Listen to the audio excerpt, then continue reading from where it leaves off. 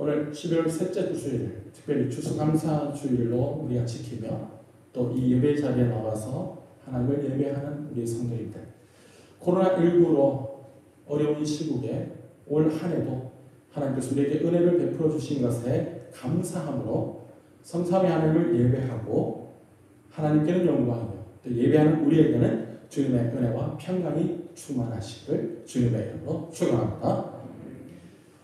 추수감사주일을 맞이해서 먼저 추수감사주일의 유래와 의미 그리고 현재 우리의 모습을 간략하게 살펴보겠습니다. 추수감사주일은 한 해의 수확을 끝내고 지금까지 베풀어 주신 하나님의 은혜에 감사드리는 날입니다.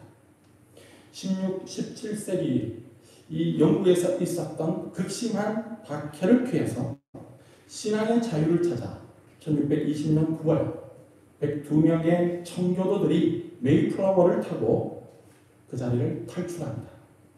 11월 11일 미국 동북부 매사추세츠 케이퍼 카드 해안가에 도착을 하게 되고 그곳에서 5일간 답사한 후에 11월 16일 현재의 플리머스에 정착하게 됩니다. 미지의 북미 대륙, 미국으로 이주한 경건한 신앙인들이 이 청교도들이 이주한 다음 해인 1621년 가을 플리머스에서 하나님께 추수 감사 예배를 처음으로 올려드립니다. 이것이 그 기원입니다. 1789년 10월 26일 조지 워싱턴 미국 초대 대통령에 의해서 처음으로 국경일로 제정이 되고요. 이후 날짜가 변경되거나 폐지되거나 하는 등 변화가 있다가 1941년 프랭클린 루즈벨트 대통령이 국경일로 명령을 했고 그렇게 미국 의회에서 10월 넷째 주 목요일로 결정을 하여 공휴일로 지정되어 현재까지 내려오고 있습니다. 우리 한국 교회에서는 어떨까요? 우리 한국 교회에서는 미국 선교사들이 전한 그 복음과 또 우리의 추석과 같은 이 미국의 추수감사절기를 좇아서 1904년 처음 추수감사주일을 지킵니다. 그리고 1914년에 와서 11월 셋째 주일 후 수요일로 그 날짜를 정합니다. 위에 교단별로 날짜상 차이를 보이다가 그러던 중에 우리 예장합동교단에서는 11월 셋째 주일을 추수감사주일로 지키고 있습니다. 물론 교회 상황별로 10월 마지막 주일, 11월 첫째 주일, 11월 둘째 주일 또는 셋째 주일, 넷째 주일 이렇게 교회 사정에 따라서 조금은 자유롭게 추수감사주일을 보내고 있죠. 자, 그럼 2021년 추수감사주일을 맞이한 오늘 우리는 어떻게 하나님께 감사해야 할까요? 하나님께 대한 감사는 우리 성도들의 특권, 우리 성도들의 것이라고 제가 지난 추석 연휴가 있던 9월 19일 주일에 설교를 한 바가 있습니다. 감사는 우리 성도들의 것인 줄로 믿습니다. 감사는 이 받은 바 은혜의 고마움의 표시인데요. 그래서 감사는 드리는 것입니다. 특별히 우리 신앙인에게 있어서는 하나님께 드리는 것, 그것이 감사죠. 말할 수 없는 은혜, 형언할 수 없는 은혜, 우리 인간의 언어로는 도저히 다 표현할 수 없는 그 하나님의 만극하신 은혜들에 대해서 그 받은 것에 대해서 우리가 하나님께 감사를 표하는 것입니다. 자, 그러면 어떻게, 무엇으로 보답할 수 있을까요? 첫째, 마음으로 감사해야 합니다. 우리가 말로만이 아니라 행동으로, 마음을 다해서 하나님께 감사를 표현해야 합니다. 두 번째, 찬송으로 감사해야 합니다. 호흡이 있는 동안 하나님의 창조의 위대하심과 주님의 이 구속의 은총을 우리의 입으로, 우리의 마음을 다해서 영으로 하나님께 찬양해야 합니다. 셋째, 예물로, 물질로 감사해야 합니다. 마음이 있는 곳에 물질이 있다라고 하죠. 사람이 은혜를 입으면 은혜를 베푼 사람에게 자그마한 선물이라도 하면서 감사의 표시를 하는 것이 인지상정이죠. 하물며 말로 다 할 수 없는 은혜를 베풀어 주신 하나님의 은혜, 하나님께 성도로서 우리가 감사의 표시로 예물을 드리는 것, 이거 마땅한 도리라는 것입니다. 이 추수감사주의를 기점으로 해서 우리가 얼마나 감사의 표현을 잘했는지 못했는지 그것과 상관없이 이후로 우리가 힘에 지나도록 그리고 자원하는 마음으로 힘쓰고 하나님께 감사의 표현에 더 힘쓰는 우리 모두가 다 되시기를 간절히 소원합니다. 이 네 번째는 몸과 시간과 재능으로 감사해야 합니다. 우리의 몸과 시간과 재능을 다 동원해서 하나님께 감사해야 합니다. 우리에게 주신 그 은사와 달란트를 가지고 하나님께 전심을 다해서 감사하라는 것이죠. 다섯 번째는 범사에 감사해야 합니다. 우리의 환경이 어떻든 모든 것이 하나님의 은혜로 감사할 것밖에 없다는 것이죠. 하나님께 감사하면 감사할수록 더 많은 복과 더 풍성한 은혜와 복을 받아 누리게 될 줄로 믿습니다. 많이 심는 자가 많이 거두는 그 하나님의 원리, 천국의 원리가 있기 때문이죠. 우리가 이 원리를 기억하면서 하나님 앞에 감사의 표현을 잘하는 그러한 신앙인 성도가 되시기를 간절히 소원합니다. 우리는 과거에 감사하지 못하고 불평불만하며 하나님께 배은망덕했던 그 죄를 회개해야 합니다. 감사 생활하면서 참회와 또 결심의 기도를 드려야 한다는 것이죠. 그리고 내년에는 더 많은 감사를 하나님께 드릴 수 있도록 더 많은 복을 부어 주시옵소서. 이렇게 예수님의 이름으로 당당하게 하나님 아버지께 기도하는 성도가 되시기를 바랍니다. 이 정도 추수감사주일에 대한 기초 지식을 가지고 오늘 봉독해드린 이 본문의 말씀을 중심해서 우리가 그리스도인이라면 이라는 제목으로 함께 은혜를 나누고자 합니다. 철가만 기부천사 곧 김우수 씨의 이야기를 들려드립니다. 그는 이렇게 이야기한 적이 있습니다. 삶에서 어느 한순간 빚이라고 할 만한 시간은 없었습니다. 그러나 매달 70만 원의 월급을 쪼개 아이들을 도울 때만큼은 제 삶에 있어서 가장 빛나고 행복한 순간입니다. 건강하게 오랫동안 후원할 수 있다면 그 이상 바라는 것이 없습니다. 그는 가족 하나 없는 고아원 출신, 구걸과 노수, 삶을 원망하며 저질렀던 단 한 번의 실수, 방화범으로서 1년 반 동안의 징역살이, 출소 후 빚 한 조각 들지 않는 고시원의 쪽방 생활, 그리고 중국집 배달 일을 하며 받는 70만 원 남짓의 월급. 이것이 그의 모습입니다. 그는 2006년 출소를 6개월 앞둔 어느 날 어린이 재단이 발행하는 사과 나무라는 잡지에서 한 글을 읽습니다. 가정폭력을 당하는 아이들의 사연을 읽고 후원을 결심하고 시작합니다. 당시에 매월 70만 원 중에 일부 금액과 사후에 4천만 원의 종신보험에 가입을 하고 또 장기기증 서약 등을 하면서 이 어린이 재단에 후원을 하였습니다.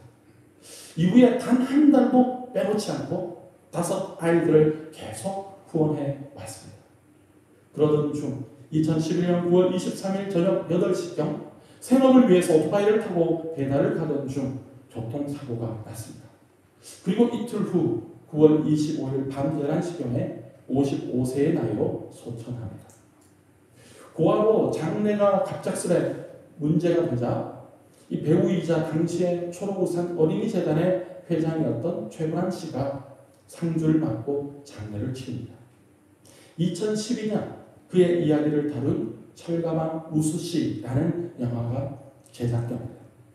김우수라는 이 주인공 역의 최수종 씨가 그리고 음악가 김태원, 작가 이회수, 디자이너 이상봉 등등 알만한 많은 사람들이 재능 기부로 제작한 영화입니다.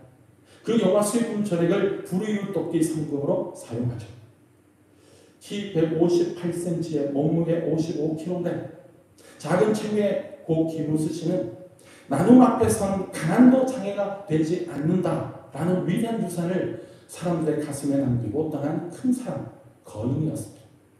어린이 재단은 그의 사망 소식이 전해진 뒤 3일간 김 씨의 뜻을 이어받아 후원하겠다라는 신규 후원자가 다른 날에 비해서 800여 건이나 더 들어왔다고 전했습니다. 이웃사랑의 실천자라고 불리는 일명 철가방 기부천사 고 김우수 씨의 이야기입니다.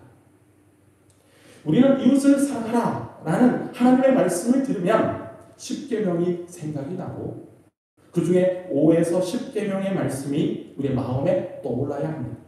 이것이 곧 주님께서 가르쳐 주신 내 이웃을 내 자신과 같이 사랑하라 라는 크고 둘째 되는 계명이기 때문입니다. 사실 인간은 특별한 명령을 받지 않아도 본능적으로 자기 자신을 사랑하도록 되어 있습니다. 그러나 이웃을 사랑하라 라는 것은 자연적으로 이루어지지 않습니다. 자연 상태에서 우리 인간은 이웃을 자기 희생적으로 사랑할 수가 없기 때문입니다. 따라서 주님이 연약한 우리에게 이러한 특별한 명령을 주신 겁니다. 이 특별 명령은 사실 예수님께서 그의 제자들에게 하나님을 사랑하라, 이웃을 사랑하라, 원수를 사랑하라 라고 가르쳐 주셨지만 예수님께서 새롭게 그 당시에 만들어낸 것이 아닙니다. 구약 율법 속에 포함되어 있는 것, 그것을 새롭게 알려주셨을 뿐입니다. 예수님께서는 바리새인과 이 서기관들이 곡해해 놓은 율법을 보다 더 상세하고 완전하고 정확하게 해석해 주신 거죠. 사실 율법의 교훈을 그 어느 것과도 바꾸거나 변형시킨 것이 없습니다. 예수님은 유대인들이 떠나 있던 율법의 참뜻을 펼쳐 보여주신 것뿐입니다. 여기에서 우리는 그리스도인이 어떤 존재인지를 살펴봐야 합니다. 그리스도인이란 그리스도께 속한 사람을 일컫습니다. 사도행전 11장 26절 하반절에 제자들이 안디옥에서 비로소 그리스도인이라 일컬음을 받게 되었더라 라고 말씀합니다. 신자들이 했건 아니면 박해자들이나 대적자들이 비난하기 위해서 했건 우리나라로 비유하자면 예수쟁이 라고 하는 이 그리스도인이라는 말은 우리 신자들에게 의미상 아주 적절한 호칭이 아닐 수 없습니다. 오늘 본문의 말씀은 우리가 그리스도인이라면 특별히 교회 밖에 있는 불신자, 비그리스도인, 심지어 우리를 대적하는 대적자, 핍박자, 박해자들을 향해서 우리 그리스도인들이 취해야 할 행동의 지침을 알려주고 있습니다. 그리스도인은 예수 그리스도께 속한 사람입니다. 우리 전후좌우로 축복하며 한번 얘기해보겠습니다. 당신은 그리스도인입니다. 시작. 당신은 그리스도인입니다. 그렇습니다. 당신은 그리스도인이며 크리스찬이죠. 하나님은 이 믿는 자들을 죄의 통치 아래에서 해방시키셔서 예수 그리스도의 통치 아래로 옮겨주셨습니다. 성도인 우리 그리스도인은 우리 주 예수 그리스도의 것입니다. 하나님께로부터 부름을 받았기 때문이죠. 오늘 본문의 말씀을 통해서 우리가 그리스도인이라면 어떻게 해야 하는지 세 가지를 살펴봅니다. 첫째로 우리를 박해하는 자를 축복해야 합니다. 오늘 본문의 14절 말씀을 보니까 박해하는 자를 축복하고 저주하지 말라고 말씀합니다. 이웃을 사랑하라 라는 말씀은 원수를 사랑하라 라는 말씀보다 쉽다는 생각을 가지게 되는데 사실은 그렇지 않다는 겁니다. 둘 다 어렵죠. 원수를 사랑하는 것, 이웃을 사랑하는 것 쉬운 일이 아닙니다. 왜냐하면 이웃에 대한 우리의 생각과 이 개념을 뛰어넘는 하나님의 이웃 개념을 우리가 받아들여야 하기 때문입니다. 하나님의 은혜가 없다면, 우리에게 믿음이 없다면, 우리에게 하나님의 사랑, 예수의 사랑이 없다면, 성령 충만하지 않다면 이웃을 우리 자신과 같이, 내 몸과 같이 사랑하는 것은 결코 할 수 없는 일이기 때문입니다. 그럼에도 불구하고 하나님은 우리에게 원수까지도 사랑하라고 명령하고 있습니다. 그리고 그 구체적인 지침을 오늘 본문에서 알려주고 있다는 것입니다. 마태복음 5장 44절에 이렇게 말씀합니다. 내가 너희에게 이르노니 너희 원수를 사랑하며 너희를 박해하는 자를 위하여 기도하라.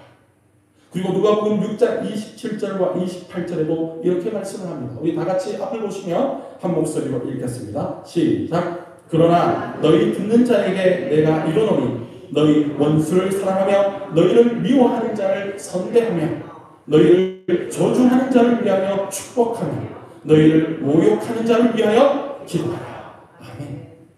이렇게 하는 사람 축복, 이렇게 하는 사람 사랑하고, 이렇게 하는 사람 선대하고, 이렇게 하는 사람을 기도하라. 한마디로 말해서 사랑하라라는 것이죠. 오늘 본문의 말씀과 딱 맞는 말씀이죠. 우리 속담에 사촌이 땅을 사면 배가 아프다라는 격언이 있습니다. 죄성을 가진 우리 사람들의 죄된 모습을 아주 잘 표현한 말씀, 속담이다라는 생각이 듭니다. 하물며 우리를 괴롭힌 사람, 박해자, 핍박자, 대적자를 축복하라니, 더군다나 그들을 축복하며 기도하라니. 우리 주님은 뭔가 몰라도 우리 사람에 대해서 너무 모르시는 것 같다라고 보입니다. 본문 15절의 말씀을 약간 비틀어 생각해보면 더 말문이 막힙니다. 우리 성도와 성도 사이에 적용해야 되는 말씀이겠지만, 뒤집어 보면 우리를 박해하는 사람이 즐거워할 때 함께 즐거워하고, 그들이 슬퍼 울 때 함께 울라라고 하시는 거죠. 사실 이게 가당키나 한 말입니까? 나를 핍박하던 사람이 출세를 하는데 내가 함께 기뻐하라니, 그 핍박하는 사람이 불행해질 때 함께 슬퍼하고 울고 위로해 주라니. 도저히 사람의 힘으로는 불가능한 것처럼 보입니다. 그런데 놀라운 것은 이렇게 하는 것이, 즉 하나님의 말씀에 이렇게 순종하는 것이 바로 우리 그리스도인의 책임이며 특권이라는 겁니다. 이것이 성경의 역설이며 천국 비밀의 역설이라는 겁니다. 사실 우리가 할 수 없는 일을 하나님이 명령하시는 것은 우리가 하나님께 구해야 할 것을 알게 하시려는 하나님의 그 깊은 뜻이 있다는 겁니다. 하나님께서 율법을 주신 이유와 목적에는 이런 하나님의 의도가 깔려 있습니다. 사실 죄성을 가진 우리에게 위대한 체하고 잘난 척하는 우리를 작게 만들기 위해서, 겸손하게 만들게 하기 위해서, 우리 자신 스스로에게서는 의를 얻을 힘이 없다는 것을 알게 하기 위해서, 무력하고 무가치하며 빈궁한 우리가 하나님의 은총으로 나아가게, 하나님께로 피난가게, 하나님께 나아올 수 있도록 만들게 하기 위해서 우리에게 이 할 수 없는 것들을 명령하시고, 율법을 다 지킬 수 없는 우리로 하여금 율법을 주신 것입니다. 이와 같은 맥락에서 하나님께서 우리에게 해야 할 것을 명령하시는 것 또한 마찬가지입니다. 우리가 우리의 힘으로는 할 수 없기 때문에 더욱 주님을 붙드는 길로 나아오도록 만드는 것입니다. 무한하신 하나님의 은혜로 우리에게 베푸시는 하나님의 사랑을, 그 은혜를 고백하지 않을 수 없도록 만드시는 것이 하나님의 뜻이라는 겁니다. 사실 우리 스스로의 힘으로는 우리가 하나님의 말씀, 그 어느 것 하나 쉬워 보이지만 그대로 순종하고 감당할 수 없는 연약하고 부족한 존재가 바로 우리들이라는 사실입니다. 그렇기 때문에 우리에게 능력을 주시는 하나님을 간절히 찾고, 하나님의 얼굴을 구하며, 하나님의 은혜를 더욱 간절히 간구하며, 무엇보다 성령으로 충만하여서 우리를 박해하는 자를 축복하고 기도하며 저주하지 않는 그러한 예수 그리스도의 사랑을 행하는 그리스도인이 다 되시기를 간절히 바랍니다. 둘째는 우리는 섬기는 자가 되어야 합니다. 부자가 되고 공부해서 출세하는 것도 알고 보면 남에게 대접을 잘 받기 위함입니다. 아마도 그런 대접을 받지 않는다면 굳이 잘 살고 열심히 공부해서 출세하려고 하지 않을 것입니다. 그런데 이것은 세상적 기준이고 세상적 가치입니다. 하나님은 이러한 목적과 기준으로 우리 그리스도인들이 사는 것을 원치 않습니다. 오늘 본문의 16절 말씀을 보면 한마디로 교만하지 말라라고 말씀하죠. 즉 우리가 그리스도인이라면 예수님을 닮아서 예수님처럼 겸손하여 섬기는 자가 되라고 말씀합니다. 우리가 돈을 열심히 벌어야 하는 목적과 목표가 어디에 있습니까? 사실 그것은 약하고 병든 사람들, 사회적 약자들, 그리고 나아가 이 복음 사업을 위해서 우리가 돈을 많이 벌어야 합니다. 우리가 열심히 공부하고 지식을 쌓아야 하는 목적과 목표 또한 어디에 있습니까? 지식은 우리 자신의 욕심을 위해서가 아니라 우리의 이웃과 사회와 더 나아가 세계와 인류를 위해서, 타인과 우리의 이웃을 위해서 사용해야 합니다. 사회적 지위가 높으면 높을수록 높은 자리에 있는 사람들이 국민의 평안과 행복을 위해서 더 힘쓰고 애써야 합니다. 사실 우리의 정치인들이 그러해야 되죠.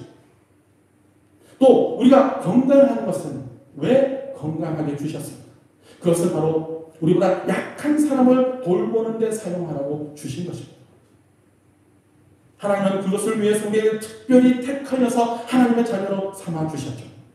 우리가 그리스도인으로서 이 사실을 잊지 않기를 바랍니다. 하나님께서 우리에게 주신 이 건강을 가지고 은사와 달란트를 가지고 문화를 가지고 또 재산과 재물과 또 우리에게 베풀어 주신 모든 것을 다해서 하나님의 그 목적을 이루어가는 성도가 되시기를 간절히 소원합니다.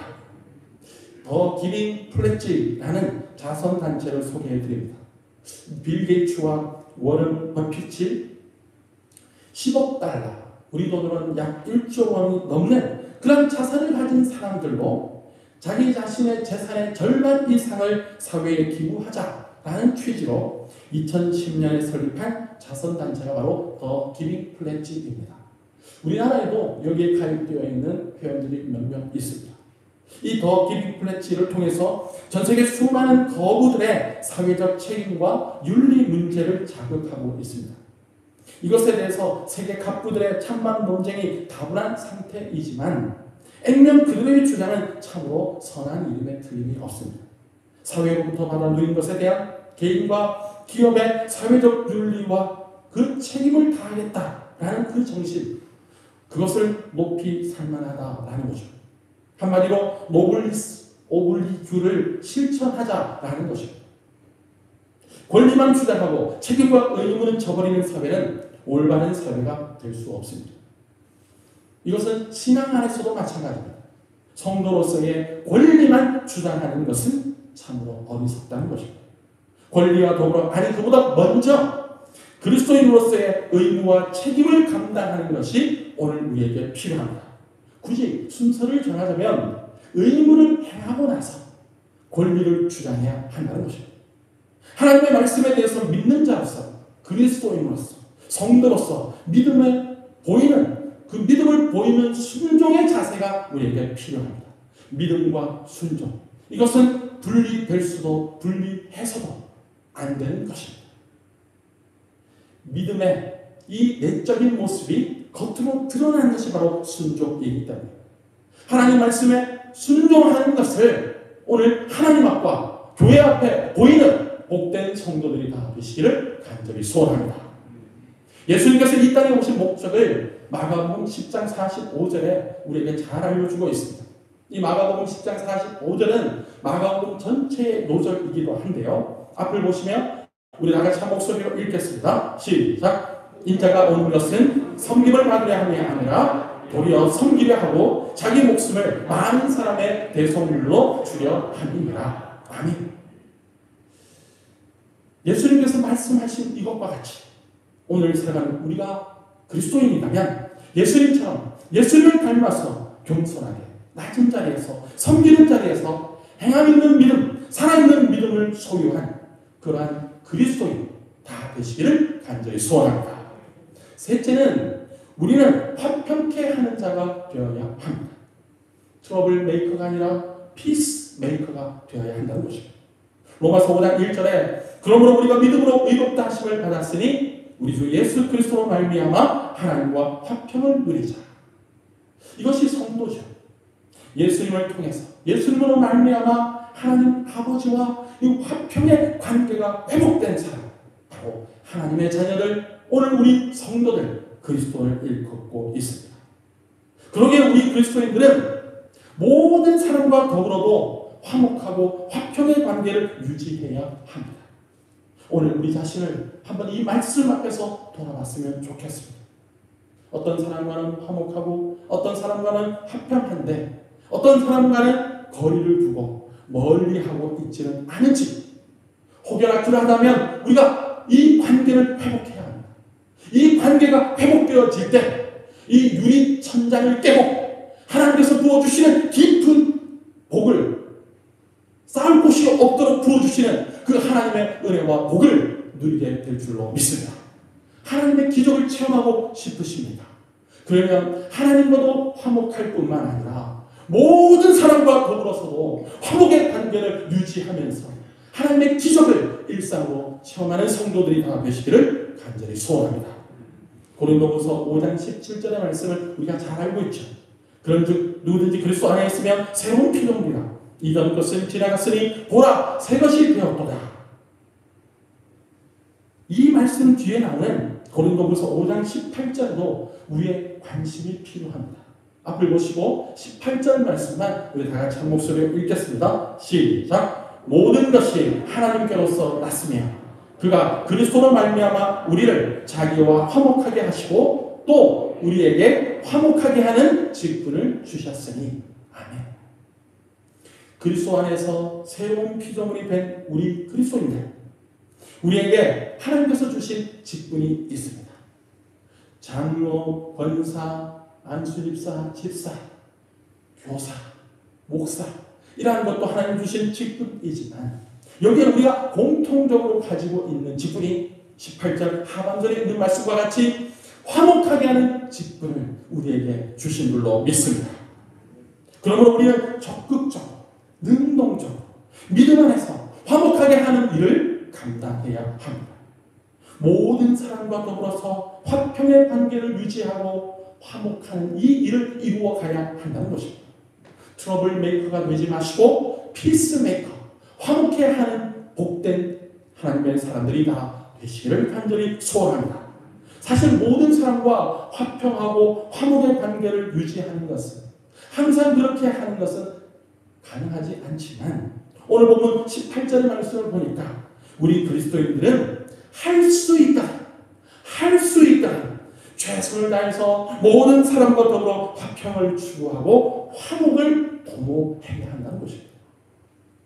더불어 원수 갚는 일을 우리 자신이 직접 하지 말라고 말씀합니다. 원수 갚는 일은 하나님의 전율권에 속하기 때문입니다. 본문의 19절 말씀도 신명기 32장 35절을 인용해서 그것을 밝히 전하고 있는데요. 내 사랑하는 자들아 너희가 친히 원수를 갚지 말고 하나님의 진노하심에 맡기라 기록되었으되 원수 갚는 것이 내게 있으니 내가 갚으리라고 주께서 말씀하십니다. 이어지는 본문의 20절 말씀도 잠언 25장 21절 22절의 말씀을 인용해서 이렇게 말씀합니다. 내 원수가 주이거든 먹이고 목마르거든 마시게 하라. 그리함으로 내가 숯불을 그 머리에 쌓아 놓으리라. 하나님은 우리 인간의 직접적인 복수 행위든 간접적인 복수 행위든 그 어떤 복수 행위도 다 금하고 있다는 것입니다. 우리 그리스도인이 해야 할 일은 오직 선과 사랑을 행하는 그것뿐입니다. 갈라디아서 6장 9절 말씀을 보니까 이렇게 말씀합니다. 우리 앞을 보시고 다 같이 읽겠습니다. 시작. 우리가 선을 행하되 낙심하지 말지니 포기하지 아니하면 때가 이름에 거두리라. 아멘. 본문 17절과 21절에도 이렇게 말씀합니다. 먼저 17절 다 같이 21절 앞에 있는 것을 보시고 우리 다 함께 읽겠습니다. 시작. 아무에게도 악을 악으로 갚지 말고 모든 사람 앞에서 선한 일을 도모하라. 악에게 지지 말고 선으로 악을 이기라. 아멘. 우리가 악을 이기는 길은 오직 선을 행하는 것이고 사랑을 베푸는 것입니다.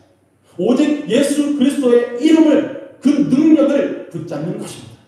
선으로 악을 이기는 것, 그것이 바로 우리 스스로를 지키는 지름길이라는 사실이죠. 악으로 악을 갚아버리면 악에게 정복당하는 결과를 가져옵니다. 뿐만 아니라 계속되는 불화가 증폭이 되고 전쟁은 그치지 않게 된다는 것입니다. 농부와 도둑 이야기를 하나 들려드립니다. 한 시골에 수박 농사를 짓는 농부가 살았습니다. 땀 흘리면서 열심히 가꾼 결과 풍성한 결실을 맺게 되었습니다. 그런데 그에게 고민이 하나 있습니다. 아무리 수박밭을 잘 지키려고 해도 아침이 되면 몇 통씩 없어지는 것이었습니다. 그는 너무나 속이 상해서 이리저리 궁리를 하다가 멋진 요한 하나를 생각해냈습니다. 주사기 속에 농약을 넣어서 수박 한 통에 집어 넣었습니다. 그리고는 수박밭 입구에 이러한 경고문을 붙여놨습니다. 이 수박밭에 수박 한 통에 농약이 들어있습니다. 먹다가 죽어도 책임지지 않을 것입니다. 주인 백. 그로부터 일주일 정도 지났습니다. 주인이 써놓은 이 경고문 옆에 또 다른 경고문이 하나 붙었습니다. 도둑이 이렇게 써놨습니다. 이 수박밭에 있는 수박들 가운데 2통의 농약이 들어있습니다. 그 가운데 한 통은 주인이 알고 한 통은 내가 아는 도둑백. 악으로는 악을 이길 수가 없다는 겁니다. 악을 이기는 것은 오직 선입니다. 악을 이길 수 있는 길은 오직 우리 주 예수 그리스도밖에 없는 줄로 믿습니다. 그러므로 예수님의 그 이름과 그 능력을 항상 활용하는 그 특권을 누리는 성도가 되시기를 간절히 소원합니다. 우리가 그리스도인이라면 선으로 악을 이겨야 합니다. 하나님께서 인간의 반역과 불순종을 예수 그리스도의 십자가 사랑으로 정복하셨듯이 우리도 예수님처럼 하나님의 사랑과 선으로 이 악을 정복하고 어둠을 이기며 세상을 이기는 하나님의 사람들, 그러한 피스메이커, 화평케 하는 직분을 감당하는 성도들이 다 되시기를 간절히 소원합니다. 베드로전서 3장 8절에서 12절에 이렇게 말씀합니다. 마지막으로 말하노니 너희가 다 마음을 같이하여 동정하며 형제를 사랑하며 불쌍히 여기며 겸손하며 악을 악으로 욕을 욕으로 갚지 말고 도리어 복을 빌라. 이를 위하여 너희가 부르심을 받았으니 이는 복을 이어받게 하려 하십니다. 그러므로 생명을 사랑하고 좋은 날 보기를 원하는 자는 혀를 금하여 악한 말을 그치며 그 입술로 거짓을 말하지 말고 악에서 떠나 선을 행하고 화평을 구하며 그것을 따르라. 주의 눈은 의인을 향하시고 그의 귀는 의인의 간구에 기울이시되 주의 얼굴은 악행하는 자들을 대하시느니라 하였느니라. 사실 우리가 이 말씀대로 행할 수 있는 그런 능력이 없는 자들입니다. 그러니 우리는 더욱더 하나님의 은혜를 구하고 능력을 구하며 예수 그리스도의 이름으로 하나님 아버지께 성령으로 충만함을 구하시며 말씀과 성령을 따라 행할 수 있는 그런 은혜를 입는 성도들이 다 되시기를 간절히 소원합니다. 그러므로 우리가 그리스도인이라는 이 정체성을 항상 잊지 말고 원수까지도 사랑하고 축복하라는 예수님의 말씀을 따라 순종하면서 예수님을 닮아 겸손하게 우리의 이웃을 섬기고 하나님의 사랑, 예수님의 십자가의 그 사랑으로 행하는 성령 충만한 성도, 추수감사주의를 맞이해서 더 많은 감사로 하나님께 영광을 올려드리며 우리의 이웃에게 화평을 전하는 화목의 직분을 잘 감당하는 성도들이 다 되시기를 주님의 이름으로 축원합니다.